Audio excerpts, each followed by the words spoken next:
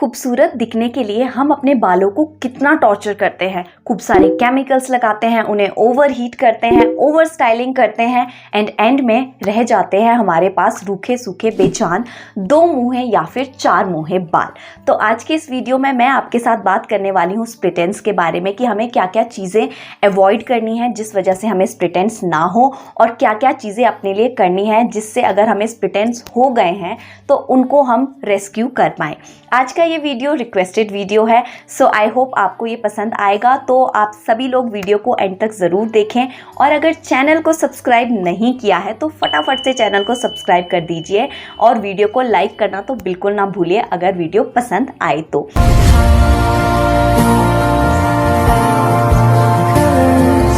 Hi everyone, welcome back to my YouTube channel and thank you so very much for watching Dr. Wingardium. I hope you all are doing great and loving whatever you guys are doing.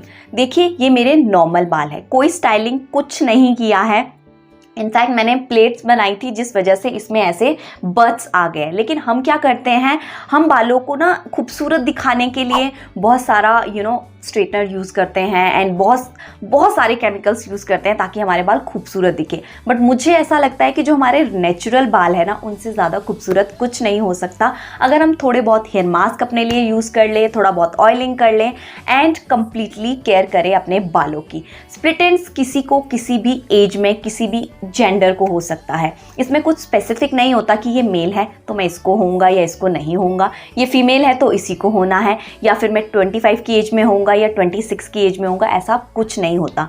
कुछ एक चीज़ें ऐसी हैं जो हम अगर over करेंगे तो हमें किसी भी एज में स्प्लिट एंड्स हो सकते हैं, एंड कुछ एक चीज़ें ऐसी हैं जो हम अपने लिए अगर करें तो हमें स्प्लिट एंड्स कभी नहीं होंगे। फिर चाहे हम कभी कभी बीच में एक आध बार पार्टी है या आप किसी फंक्शन में जाना है तो आप स्टाइलिंग करें, no problem. But everyday basis पे अगर आप अपने बालों के लिए स्टाइलिंग कर रहे हो तो आपके बालों का क्या हाल होने वाला है कुछ टाइम में, वो आप खुद ही देख लेंगे, आप करके देखिए। स्प्लिट एंड्स के ना वैसे तो बहुत सारे रीजंस हैं और स्प्लिट एंड्स के बहुत सारे टाइप्स हैं। अब मैं टाइप्स क्यों समझा रही हूँ, क्योंकि देखिए सबका प्रॉब्लम डिफरेंट होता है। ज़रूरी नहीं है जिस तरह का स्प्लिट एंड मुझे उसी तरह का आपको भी हो। तो ये प्लीज़ आप थोड़ा सा टाइम निकालिए और ये 1-2 मिनट का जो मैं समझा रही हूँ उसे पहले समझ लीजिए, उसके बाद अपने लिए रेमेडी ट्राई करिए। देखिए स्प्लिट एंड्स के वैसे तो बहुत सारे टाइप्स हैं, बट मैं आपके साथ 3 मेजर टाइप्स डिस्कस करने वाली हूँ जो मोस्टली आप लोगों ने देखे होंगे अपने बालों में या किसी और के बालों में। फर्स्ट है 2-वे स्प्लिट एंड। कुछ इस तरह का ये दिखता है। ये मोस्टली होता है जब हम अपने बालों में बहुत सारी ओवर हीट करते हैं, बालों को बहुत ज़्यादा स्टाइलिंग करते हैं एंड बहुत सारे केमिकल्स अपने बालों पर यूज़ करते हैं। तो क्या होता है कि अब जब आप बहुत सारा केमिकल यूज़ कर रहे हो, उसको हीट कर रहे हो, तो एक टाइम ऐसा आता है कि उसका जो मॉइस्चर है ना हेयर स्ट्रैंड का, वो निकल गया, जो नेचुरल उसमें मॉइस्चर है। ऊपर से आपने क्या किया, ओवर हीट भी किया, स्टाइलिंग भी की और उसको फिर प्रॉपर नरिशमेंट दिया ही नहीं, ना आपने ऑयलिंग की, ना कोई हेयर मास्क लगाया, बस क्या किया आपने, स्टाइलिंग और अपना काम निकाला। तो उस वजह से ये 2-वे स्प्लिट एंड्स जो मोस्टली आपको इधर नीचे एंड्स में दिखाई देंगे। सेकंड चीज, स्प्लिट एंड्स ना सिर्फ एंड्स में नहीं होते। आपने कई बार देखा होगा कईयों के बीच से भी बाल ऐसे फट रहे होते हैं। उसका रीज़न भी यही होता है, जो आप ओवर हीट या गलत तरीके से अपने बालों को कोम करते हो या बहुत छटक के अपने बालों को कोम करते हो। तो ये हो गया फर्स्ट रीज़न जो आपने अपने लिए नहीं करना है, ओवर हीट अपने बालों को नहीं करना है। अब सेकेंड है ट्री स्प्लिट एंड या बेबी स्प्लिट एंड भी इसे कहते हैं। आप इसमें ना छोटे छोटे ऐसे ट्रीज की जैसे शाखाएं निकली होती है ना, वैसी ब्रांचेस आप अपने बालों में देखोगे। ये होता है लेस ऑफ हाइड्रेशन की वजह से कि आप कंप्लीटली मॉइस्चराइज कर ही नहीं रहे, ओवर हीट भी कर रहे हो अपने बालों को। देखिए अभी ना बहुत सारी हेयर स्प्रेज एंड ऑल आ गई है कि आप इसे अपने बालों में स्ट्रेटनिंग करने से पहले लगाओ तो आपके बाल ज़्यादा जलेंगे नहीं या बिल्कुल भी नहीं जलेंगे। 100% प्रोटेक्शन जब आप अपने बालों पे कुछ भी हीटिंग प्रोडक्ट लगा रहे हो। अगर आप ज़्यादा गर्म पानी से भी बाल धोते हो ना तो भी आपको स्प्लिट एंड्स आ सकते हैं। तो वो तो आप लिटरली एक आयरन से अपने बालों को स्ट्रेटन कर रहे हो, तो उससे तो स्प्लिट एंड्स क्यों नहीं आएंगे। तो आई डोंट थिंक कि कोई भी स्प्रे या कुछ भी आपके बालों को उस 100% नहीं प्रोटेक्ट कर सकता। थोड़ा वो आपको प्रोटेक्शन ज़रूर देगा बट नॉट 100%। तो आप कंप्लीटली अपने बालों को हाइड्रेशन प्रोवाइड करिए, मॉइस्चराइज रखिए, खूब सारा पानी पीजिए, आपकी स्कैल्प ड्राई ना होने दीजिए, तो आपको इन स्प्लिट एंड्स का प्रॉब्लम फेदर लाइक स्प्लिटेंस, कुछ इस तरह के ये नज़र आते हैं।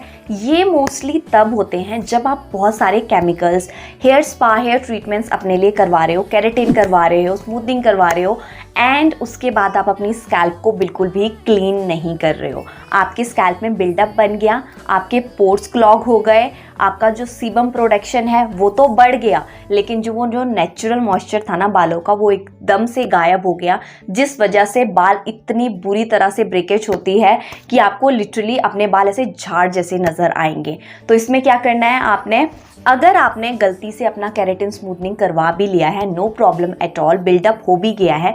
मैंने एक हेयर केयर सीरीज़ 3 डेज़ की यहाँ पर आपके साथ डिस्कस की थी, जो मैं अपने डिस्क्रिप्शन और कमेंट में भी लिंक कर दूंगी, वो आप अपने लिए ट्राई कर सकते हैं। उसमें मैंने कम्प्लीटली बताया है कि अगर आपने बहुत ज़्यादा केमिकल्स अपने लिए यूज़ कर भी लिए हैं तो भी आप अपने नेचुरल हेयर मेंटेन रख सकते हो। उसके बाद ये 3 टाइप से मैं कुछ एक टिप्स डिस्कस कर रही हूँ, जो आप अपने लिए अगर रेगुलर बेसिस पे करेंगे तो आपके स्प्लिट एंड्स डेफिनेटली कम होंगे। अब देखिए, कई बार ऐसा होता है कि हमें ना बहुत किसी को हमने देखा रिबॉन्डिंग या स्मूथनिंग करवाए हुए, तो हमें भी बहुत मन करता है कि यार हमें भी करवाना था, अब करवा लिया। अब इसका मतलब ये तो नहीं है ना कि आपके बाल कभी ठीक ही नहीं होंगे, क्योंकि हमारे न्यू बाल आते हैं, न्यू ग्रोथ आती है, तो उसको आप मेंटेन कर सकते हैं। हाउ कि जब भी आप अपने हर 2 महीने में ना इतना बाल नीचे से काट दो, इतना सा, बिल्कुल इतना सा आप बाल काट दीजिए हर 2 महीने में। उससे क्या है, वो स्प्लिट एंड्स ग्रो ही नहीं करेंगे जो वो बढ़ रहे हैं ना। अदरवाइज क्या होता है, कई बार आप ऐसे स्प्लिट एंड को खोलोगे ना, वो यहाँ तक भी खुल जाता है। रीज़न कि आपने अपने बालों को अच्छे से ट्रिम नहीं किया। जब भी आप कोम करें तो प्यार से कोम करो अपने बालों को, ऐसे नहीं है कि गलत फलत तरीके से यूज़ करना है। स्ट्रेटनिंग और जो हम हेयर ड्रायर्स अपने लिए यूज़ करते हैं उनका थोड़ा सा लिमिटेड यूज़ करिए। पार्टी फंक्शन में जाना है तभी यूज़ करिए, और उनको भी अगर आप सही तरीके से यूज़ करते हैं ना, ट्रस्ट मी, अगर आप वीक में 2 बार भी यूज़ करें तो भी स्प्लिट एंड्स नहीं आएंगे। उसका जो तरीका है वो आपको सही तरीके से यूज़ करना है। ये नहीं है कि बस उठाया फटाफट से यहाँ मारा, और उस वजह से भी हमें हेयर ब्रेकेज और स्प्लिट एंड्स हो जाते हैं। सो ये आई होप कि आपको अपने स्प्लिट एंड्स का कारण इसमें समझ आ गया होगा। अगर मैं कुछ भूल गई हूँ तो मैं कमेंट में डाल दूंगी। सो अभी जान लेते हैं कि क्या हेयर मास्क आप घर पर लगाएं जिससे आपके स्प्लिट एंड्स रेस्क्यू हो सकते हैं। आज का हेयर मास्क बहुत ही सिंपल सा है, कोई ज़्यादा तामझाम आपको नहीं करना पड़ेगा। 2 इंग्रेडिएंट्स हैं and these 2 are sufficient for hair. देखिए, मैं बहुत सारी रेमेडीज़ अपने चैनल पे बताती हूँ, इसका मतलब ये नहीं है कि आपको सब सूट करेंगी। कुछ एक ऐसी होंगी जो आपको बहुत अच्छे रिजल्ट्स देंगी, कुछ एक ऐसी होंगी जिससे आपको कुछ ओकेश फील होगा। तो आपको बस वही रेमेडी अपने लिए 1-2 महीने तक कंटिन्यू करनी है, उसके बाद आप कुछ और ट्राई करिए। ऐसा नहीं है कि आज मैंने ये वाला हेयर मास्क बताया कि ये बहुत पावरफुल है, कल मैंने कुछ और बताया तो उसमें मैंने कहा कि ये बहुत पावरफुल है। देखिए, सब अपनी अपनी जगह पे पावरफुल है, सबकी अपनी अपनी स्कैल्प है, अपनी अपनी स्किन है, सबका अपना अपना स्किन का अंडरस्टैंडिंग है। किसी को कोई चीज़ सूट करती है, किसी को कोई चीज़ सूट करती है। इसलिए बस हम यहाँ पर जो अलग अलग रेमेडीज़ करते हैं ना, वो अलग अलग टाइप ऑफ स्किन के लिए होती है। बस वो आपको फाइंड आउट करना है कि आपका स्किन टाइप कौन सा है, आपका स्कैल्प कैसा है, आपका स्कैल्प कितने दिनों में ऑयली होता है, आपको कौन सा हेयर मास्क सूट करेगा। इसीलिए मैं इतना एक्सप्लेन करके वीडियो बताती हूँ। अब देखिए, मेरा DIY वाला तो निकल गया। तो उसमें मैंने लिया था कर्ड, नॉर्मल कर्ड, और लिया था मस्टर्ड ऑयल। देखिए, काफ़ी सारे लोगों को तो शायद ये भी नहीं पता कि हम लिटरली मस्टर्ड ऑयल को बालों में लगा सकते हैं। मैं काफ़ी सारे ऐसे लोगों से मिली हूँ जो ये कहते हैं कि मस्टर्ड ऑयल को बालों में कैसे लगाना है, मतलब वो तो खाते हैं ना बेसिकली, बट मस्टर्ड ऑयल हमारे बालों के लिए बहुत ही ज़्यादा पावरफुल होता है। इसलिए जिन लोगों ने मस्टर्ड ऑयल का एप्लीकेशन पहले कभी नहीं किया है, वो एकदम से कभी भी मस्टर्ड ऑयल अपने बालों में नहीं लगाएंगे।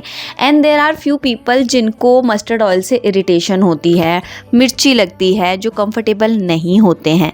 एंड गर्मियों के सीज़न में मस्टर्ड ऑयल बहुत हैवी हो जाता है बालों के लिए, हम तो प्लेन मस्टर्ड ऑयल नहीं लगा सकते। इसलिए हम इसका इन्फ्यूज़न कर रहे हैं कर्ड के साथ। दोनों को अच्छे से मिक्स करिए, अच्छे से वो उतना ज़्यादा अच्छे से ब्लेंड नहीं होगा जितना नॉर्मली होता है। तो आपको अगर प्रॉब्लम है तो आप ग्राइंडर में भी इसको दोनों को साथ में घुमा सकते हैं। एंड उसके बाद अपने बालों को अच्छे से सुलझा लें एंड अपने पूरे बालों में इवनली इसका एप्लीकेशन करें, एक एक स्ट्रैंड पे, एक एक स्कैल्प पे, और पूरी लेंथ तक आप इसका करें। एंड उसके बाद अपने बालों को बांध लें। मस्टर्ड ऑयल में प्रेजेंट एंटी फंगल प्रॉपर्टीज़ हमारे बालों में किसी भी तरह का इन्फेक्शन या किसी भी तरह का कीड़ा नहीं लगने देती, हमारे बालों में मॉइस्चर को रिटेन करती है, कंप्लीट हाइड्रेशन प्रोवाइड करती है जो आपको कोई और चीज़ नहीं दे सकती। कर्ड यहाँ पर हमारे बालों को कंडीशन करेगा, हमारे बालों में अगर कोई भी डैंड्रफ है या कोई भी इचनेस है उसको भगाएगा। ये दोनों इतने पावरफुल है ना एक दूसरे के साथ मिलकर, I can not tell you. हाँ, जब आप ये मास्क धोएंगे आपको थोड़ी सी प्रॉब्लम हो सकती है क्योंकि मस्टर्ड ऑयल बहुत ज़्यादा थिक होता है, उसको निकालना थोड़ा सा प्रॉब्लमेटिक हो सकता है, बट 1 से 2 बार के शैम्पू एप्लीकेशन से ये बहुत ईजीली रिमूव हो जाएगा। शैम्पू को आप क्या करिए, एक सैशे या जितना भी एक टाइम पे आपका अमाउंट लगेगा उसमें आप 1/4 पानी मिला दीजिए, उसका झाग बना लीजिए एंड उसके बाद अपने बालों पे पोर करिए। उससे आपका शैम्पू भी कम यूज़ होगा और आपके बालों से ये मास्क भी बहुत इजीली रिमूव हो जाएगा।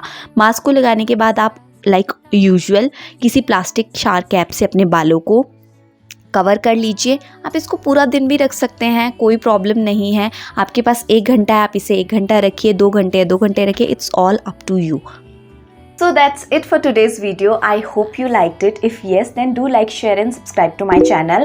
And जिन्होंने भी ये जिनको ये प्रॉब्लम था, प्लीज़ लेट मी नो। 1-2 बार आप इस मास्क को अपने लिए यूज़ करिए and please let me know कि आपको रिजल्ट्स मिले या नहीं। सेकेंड चीज़, आप अपने स्प्लिट एंड्स को नीचे से ट्रिम कर दीजिए जितने भी हैं। आपको थोड़े टाइम के लिए लगेगा कि बाल थोड़े शॉर्ट हो गए, but trust me, split ends को रेस्क्यू करने का बेस्ट तरीका यही है कि उनको आप कट कर दीजिए थोड़ा सा एंड उसके बाद आप न्यू ग्रोथ पे फोकस करिए। वो जो चले गए वो चले गए। बाल देखिए 1 से 1.5 सेंटीमीटर हमारा बढ़ता ही है मंथ 2 मंथ में, तो आपको ऐसे घबराने वाली ज़रूरत नहीं है कि यार हमने स्प्लिट एंड्स काट दिए, हमारे बाल छोटे हो गए। डरना नहीं है, वैसे भी वो आपके बालों को ख़राब ही कर रहा था। So that's it, see you in my next video. Till then stay safe, stay healthy, bye bye.